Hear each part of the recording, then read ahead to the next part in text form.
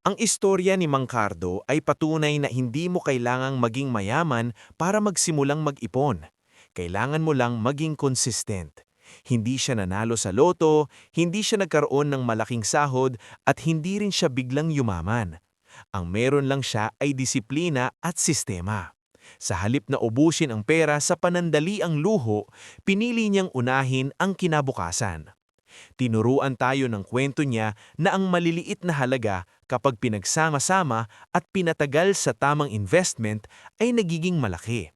Dito pumapasok ang lakas ng compounding. Ang perang nagtatrabaho para sa iyo kahit natutulog ka.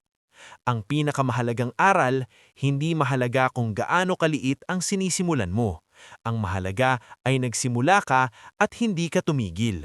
Dahil sa dulo, ang tiyaga at tamang diskarte ay palaging nagbubunga ng tagumpay. Subscribe para sa mga kwento ng pag-asa.